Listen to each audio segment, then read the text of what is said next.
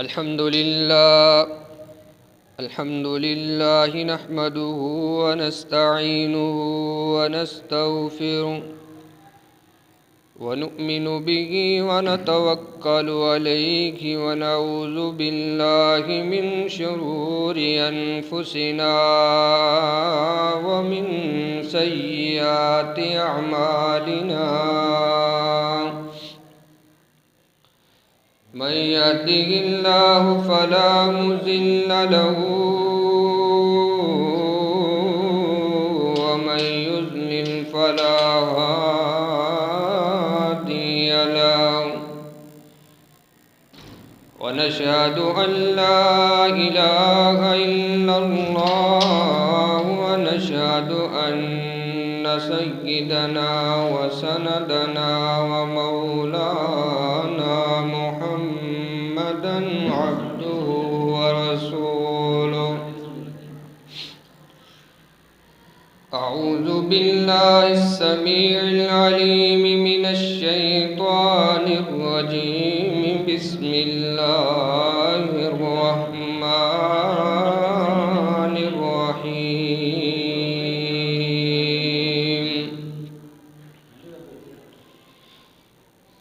كلا بل تكذبون بالدين وإن عليكم لحافظين كراما كاتبين يعلمون ما تفعلون إن الأبرار لفي نعيم وإن الفجار لفي جحيم يصلونها يوم الدين وما هم عنها بغائبين وما أدراك ما يوم الدين ثم ما أدراك ما يوم الدين يوم لا تملك نفس لنفس شيئا والأمر يومئذ لله. وقال صاحب القرآن صلى الله عليه وسلم من يرد الله به خيرا يفقهه في الدين. صدق الله وصدق رسوله النبي الأمي الكريم الأمين ونحن على ذلك لمن الشاهدين والشاكرين والحمد لله رب العالمين. ہر قسم کی حمد و ثنا اللہ احکم الحاکمین کی ذات بابرکات کے لیے ہے جو ہم سب کا خالق مالک رازق داتا گنج بخش ہے، فعال لما یرید، علی کل شیء قدیر کی طاقتوں کا مالک ہے، انگن لا تعداد بے حد و حساب درود و سلام امام الانبیاء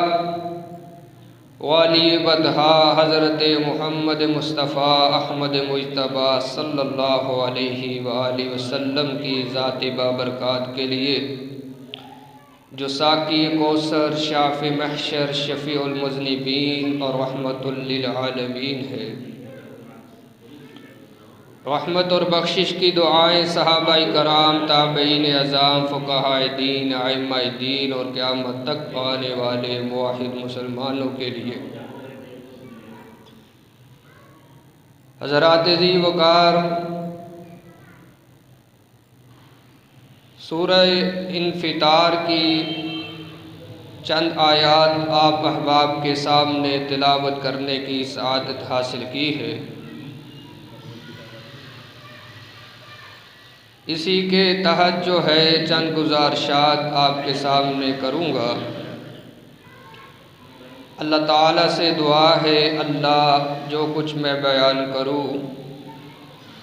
مجھے شرح صدر کے ساتھ بیان کرنے کی توفیق عنایت فرما. ہم سب کو سن سنا کر اس پر کما حق ہو عمل پیرا ہونے کی توفیق عطا فرما۔ قیامت کا دن ہے جس دن کو بہت سارے لوگوں نے جھٹلایا ہے۔ وہ دن بڑا ہولناک ہے، خطرناک ہے، بہت سخت دن ہے۔ وَمَا أَدْرَاكَ مَا يَوْمُ الدِّينِ ثُمَّ مَا أَدْرَاكَ مَا يَوْمُ الدِّينِ۔ تم کیا جانتے ہو، کیا سمجھتے ہو، کیا پتہ ہے تمہیں اس دن کی سختیوں کے بارے میں کہ وہ کس قدر سخت، ہلا دینے والا، پریشان کر دینے والا دن ہے۔ ثم ما ادراک ما یوم الدین، دو دفعہ اللہ نے ایک ہی معنی اور مفہوم کی آیت کو بیان فرمایا ہے کہ تم کیا جانتے ہو، پھر سنو کیا جانتے ہو کہ قیامت کا دن کیا ہے۔ بولنا بڑا آسان ہے، سنانا سننا بڑا آسان ہے، کہیں تم اس کی اہمیت کو نہ کھو دینا کہ یہ معمولی دن ہے۔ فرمایا یوم لا تملک نفس لنفس شیئا، ہر نفس جو ہے وہ اپنے بچاؤ کی سوچ میں ڈوبا ہوگا، مگن ہوگا کہ کس طرح آج میں بچ سکتا ہوں، کسی اور کی فکر ہی نہیں ہوگی۔ گنہگار تو گنہگار ہیں، سیاہکار خطا کار تو ہے ہی ہیں ڈرنے کے لیے، لیکن فرمایا کچھ ایسے لمحات بھی آئیں گے، انبیاء بھی ڈر رہے ہوں گے، رسل بھی ڈر رہے ہوں گے۔ ہر کوئی کہے گا رب نفسی رب نفسی، کہ یہ اتنا سخت دن ہے، ہائے اس دن کی سختیاں ہم سے دور ہو جائے۔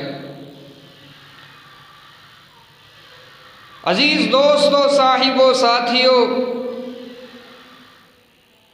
کیا کوئی ایسا بھی ہے کہ جو اس دن کی سختیوں سے بچ نکلے گا، بچ جائے گا، بچ سکتا ہے؟ جی، رحمت کائنات صلی اللہ علیہ وسلم نے ان لوگوں کی نشاندہی کی ہے۔ کچھ ایسے بھی لوگ ہوں گے، خوش قسمت، خوش بخت انسان، جو اس دن بھی پریشان نہیں ہوں گے۔ وہ کون ہیں؟ امام الانبیاء علیہ السلام نے فرمایا اس دن سایہ بھی ہوگا، سایہ ہوگا، دھوئیں کا سایہ۔ کچھ لوگوں کو وہ سایہ دیا جائے گا اور کچھ لوگ جو ہیں آرام میں، راحت میں ہوں گے اس دن بھی جب سارے گھبرائے ہوں گے۔ امام الانبیاء علیہ السلام نے فرمایا سبعۃ یظلهم اللہ یوم لا ظل الا ظلہ۔ قیامت کا دن ہے، رحمت کائنات صلی اللہ علیہ وسلم نے فرمایا کہ کچھ لوگ ایسے ہوں گے، 7 قسم کے لوگ کہ جن کے چہروں پر پریشانی کا عالم بھی نہیں ہوگا، وہ قیامت کے دن کے ڈراوے سے بھی محفوظ نظر آئیں گے۔ اللہ اس دن ان کو اپنے عرش کا سایہ عطا فرما دیں گے کہ جس دن اس کے سائے، عرش کے سائے کے علاوہ کوئی سایہ نہیں ہوگا۔ یوم لا ظل الا ظلہ، عرش کے سائے کے علاوہ کوئی سایہ نہیں ہوگا۔ اس دن اللہ اپنے کچھ بندوں کو نوازیں گے، ان کی آہو بھگت کریں گے، ان کی مہمان نوازی کریں گے، ان کو پروٹوکول دیا جائے گا۔ 7 قسم کے بندے ہیں۔ پہلا انسان وہ ہے، فرمایا الامام العادل، عدل و انصاف کرنے والا حکمران، اپنی رعایا کے ساتھ انصاف کرنے والا ہے، عدل کرنے والا ہے، رعایا کو تنگ کرنے والا نہیں ہے، رعایا عوام جو ہے وہ خوشحال ہے، انصاف کے ساتھ فیصلے کرتا ہے۔ یا یوں سمجھیے سیدنا فاروق اعظم رضی اللہ تعالی عنہ جیسا حکمران، جس نے کبھی کہا تھا نا کہ فرات کے کنارے ایک کتا بھی پیاسا مر گیا، اے عمر تجھے اس کے بارے میں بھی پوچھا جائے گا۔ پھر آپ نکلا کرتے تھے نا، رات کے اندھیروں میں گلیوں کے چکر کاٹا کرتے، گشت کیا کرتے تھے۔ میرے عزیز دوستو، امیر المؤمنین ہیں، خلیفۃ المسلمین ہیں، اللہ اکبر، بادشاہ ہیں، حکمران ہیں، لیکن گلیوں کے چکر لگاتے ہیں۔ کس مقصد کے لیے؟ کہ کسی گھر میں کوئی بھوکا تو نہیں سو رہا۔ اتنی جو ہے فکر کرنے والے اپنی رعایا کے عمر فاروق ہے۔ فرمایا ایسا انسان، ایسا حکمران، ایسا بادشاہ جو عدل کر کے آنے والا ہے، جب ہمارے دربار میں آئے گا قیامت کے دن، یہ ستایا نہیں جائے گا، اس کو عذاب سے محفوظ رکھا جائے گا، عرش کا سایہ دیا جائے گا جب کوئی سایہ نہیں ہوگا۔ الامام العادل، پہلے نمبر پہ وہ شخص، وہ انسان، وہ بندہ، وہ خدا ترس انسان جس کی رعایا اس سے خوش رہا کرتی تھی۔ مقابلہ ہے جی، کیس آ گیا ہے، اب اس کو کوئی فکر نہیں ہے کہ یہ میرے محلے کا آدمی ہے، میرے خاندان اور کنبے قبیلے کا شخص ہے، مقابلے میں اس کے خلاف کیس جا رہا ہے، یہ فکر نہیں ہے۔ بیٹا ہے جھوٹا ہے تو اس کو جھوٹا کہتا ہے، بیٹی جھوٹی ہے تو حضرت سیدنا محمد کریم صلی اللہ علیہ وسلم جیسا کردار ادا کرتا ہے۔ لوگ سفارش لے کر کے آئے تھے کہ یہ فاطمہ نامی عورت ہے، قبیلہ بڑا اونچا ہے، خاندان کی ناک کٹ جائے گی اگر اس عورت کا ہاتھ کاٹ دیا گیا شریعت کے مطابق۔ سیدنا اسامہ بڑے چہیتے تھے رسول گرامی علیہ السلام کے، لوگوں نے کہا آپ سفارش کرو، اس عورت کو بچا لو۔ آپ نے فرمایا اسامہ اللہ کی حدوں میں آ کر میرے سامنے سفارش کرتا ہے، سن لے، لو ان فاطمہ بنت محمد لسرقت لقطعت یدها، یہ تو عام فاطمہ ہے، اگر محمد عربی کی بیٹی فاطمہ ہوتی، چوری کرتی، میں محمد صلی اللہ علیہ وسلم اس کا بھی ہاتھ کاٹ دیتا۔ ایسا عدل و انصاف کرنے والا حکمران جس کے بارے میں فرمایا کہ کل قیامت کا دن ہوگا جب سارے پریشان ہوں گے، یہ عدل و انصاف کرنے والا حکمران، یہ امیر المؤمنین، یہ بادشاہ، یہ اس دن پریشان نہیں ہوگا، بلکہ اللہ کے عرش کے سائے میں اس کو جگہ دی جائے گی، مہمان نوازی کی جائے گی۔ فرمایا دوسرے نمبر پر وہ شخص، وَشَابَ نَشَأَ فِي عِبَادَةِ اللَّهِ، وہ نوجوان جس کی جوانی کے شب و روز گزرتے ہیں تو اللہ کی عبادت میں، جوانی کو مستانی سمجھ کے نہیں گزارتا، بلکہ ہر وقت اس کے اوپر اللہ کا خوف رہتا ہے، اللہ کا ڈر چھایا رہتا ہے۔ وہ چلتا ہے تو قدم پھونک پھونک کے رکھتا ہے، میں نوجوان ہوں کہیں شیطان میرے گرم خون سے بے مقصد فائدہ نہ اٹھا جائے، مجھے اللہ کی یاد سے غافل نہ کر دے، اللہ کی نافرمانی میں نہ لگا دے۔ ہر لمحے اللہ اللہ کرنے والا نوجوان، اللہ کے نبی فرماتے ہیں ایسا نوجوان جس کی جوانی اللہ کی یاد میں تھی، عبادت کے کام آ گئی، فرمایا کل قیامت کا دن ہوگا جب سارے لوگ پریشان ہوں گے، سایہ ڈھونڈ رہے ہوں گے، گرمی سے نڈھال ہوں گے۔ فرمایا رحمت کائنات صلی اللہ علیہ وسلم نے اس نوجوان کو بھی اللہ اپنے مہمانوں کی صف میں شامل کر دے گا۔ نوجوان جو ہے عزیز دوستو، قیامت کا دن ہوگا، ان عمرہ فیما افنا، عمر کے بارے میں سوال ہوگا، عمر کہاں گزار کے آئے ہو؟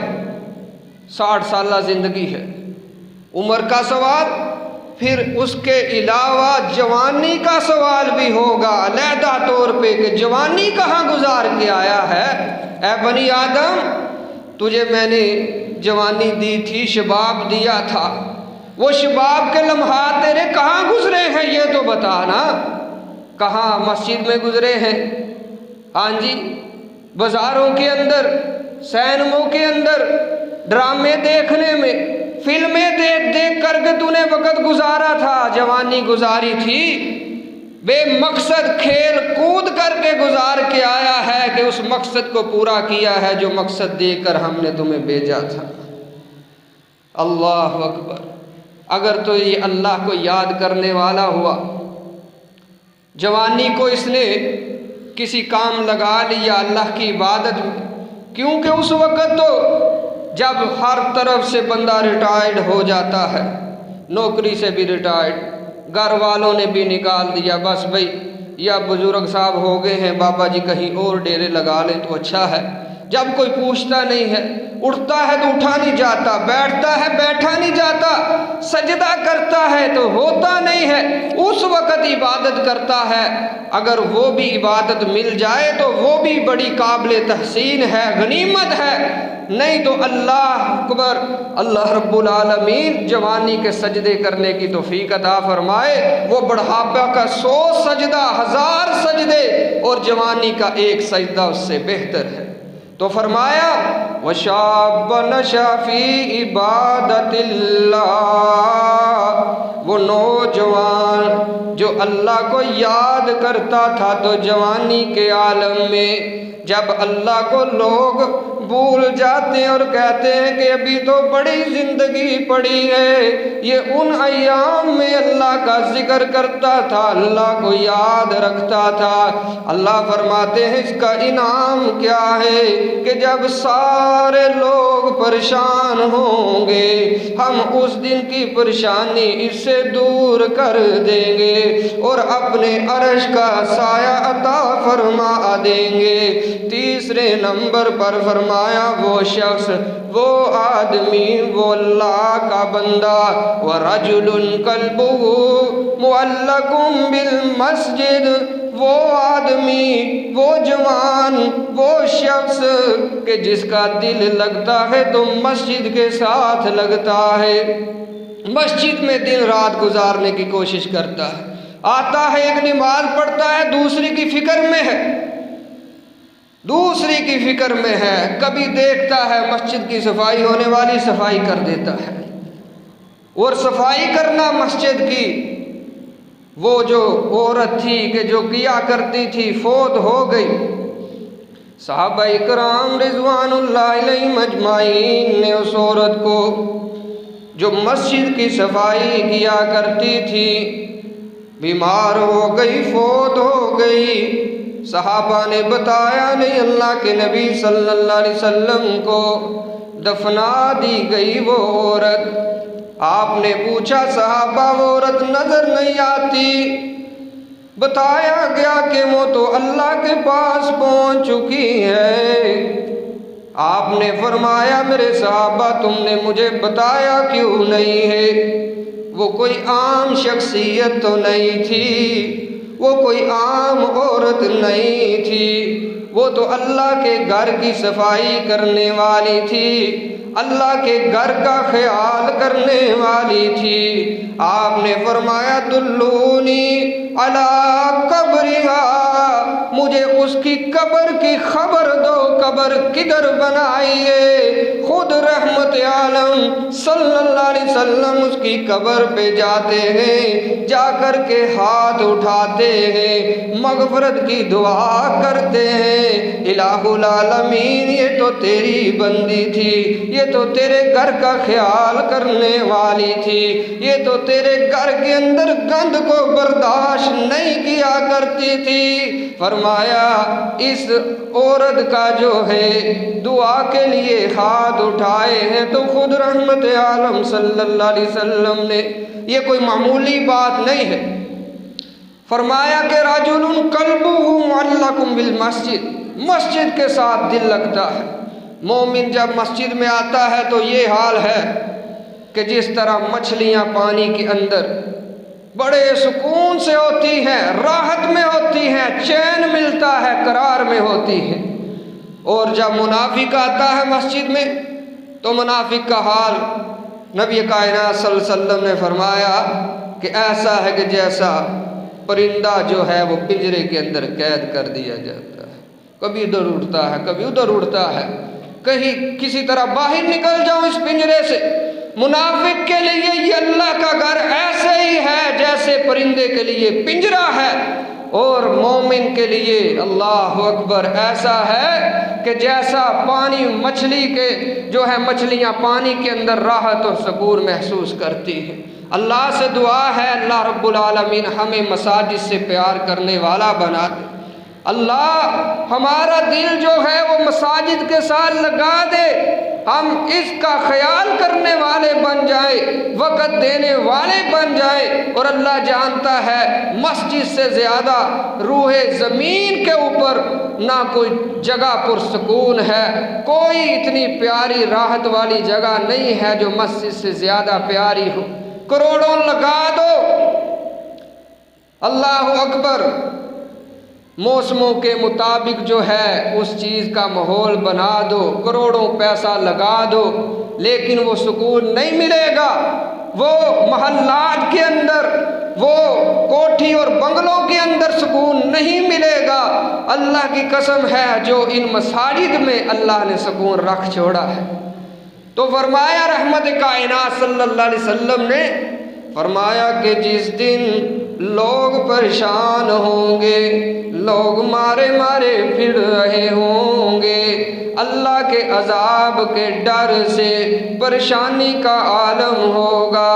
اس دن یہ بندہ جو ہے جو مسجد کے ساتھ پیار کرنے والا، مسجد کے اندر دل جس کا لگ گیا، فرمایا یہ شخص قیامت کے دن آئے گا جس دن سارے لوگ پریشان ہوں گے، اس دن اس کو کوئی پریشانی نہیں ہوگی، یہ اللہ کے خاص مہمانوں میں اس کو شمار کر لیا جائے گا، یہ بندہ اس دن پریشان نہیں ہوگا۔ چوتھے نمبر پر فرمایا وَرَجُلَانِ تَحَابَّا فِي اللَّهِ، ایسے دو بندے جو جب بھی ملتے ہیں تو اللہ کے لیے ملتے ہیں، ناراض ہوتے ہیں تو اللہ کے لیے ناراض ہوتے ہیں، ان کا ملنا بھی اللہ کے لیے، ان کا ناراض ہونا بھی اللہ کے لیے ہے۔ فرمایا کل قیامت کا دن ہوگا، یہ دونوں بندوں کو بلایا جائے گا، پوچھا جائے گا نا اَيْنَ الْمُتَحَابُّونَ بِجَلَالِي، میرے لیے محبت کرنے والے کدھر ہیں؟ آواز لگائی جائے گی کہ جو اللہ کے لیے محبت کرتے تھے آپس میں وہ کدھر ہیں؟ ہاں جی کیا کرنا ہے ان کا؟ ان کو باری تعالیٰ یاد فرما رہے ہیں۔ اللہ اکبر، خود خدائے ذوالجلال ان کو یاد کرتے ہیں کہ این المتحابون بجلالی، میرے لیے آپس میں محبت کرنے والے کدھر ہیں؟ جس دن سارے لوگ پریشان ہوں گے ان کے چہروں پر پریشانی نہیں ہوگی، کیونکہ ان کو کوئی مفاد نہیں تھا، ان کو آپس کا کوئی سروکار نہیں تھا، یہ کسی سے ہاتھ ملاتے تھے تو صرف اللہ کی رضا کے لیے ملاتے تھے، یہ کسی کو ملا کرتے تھے اللہ کی رضا کے لیے ملا کرتے تھے۔ رحمت کائنات صلی اللہ علیہ وسلم نے فرمایا قیامت کے دن ان کو بھی بلایا جائے گا، عرش الہی کے سائے کے نیچے ان شہزادوں کو بٹھا دیا جائے گا۔ پھر فرمایا کہ ایسا شخص، ایسا وہ بندہ، وَرَجُلًا خَالِيًا، جب تنہائی میں ہوتا ہے، فَفَاضَتْ عَيْنَاهُ،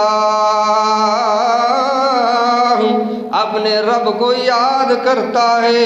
آنکھوں سے آنسو بہنے شروع ہو جاتے ہیں، اپنی خطاؤں کو یاد کرتا ہے، اپنے رب کو یاد کرتا ہے کہ میں نے تو خطاؤں کے ساتھ اپنے دفتروں کو بھر لیا ہے، میں نے تو ساری زندگی گناہ ہی گناہ کیے ہیں، ایک وقت آنے والا ہے میں نے اپنے رب کے سامنے پیش ہو جانا ہے، پھر وہاں کہہ دیا جائے گا نا اقرا کتابک کفا بنفسک اليوم علیک حسیبا،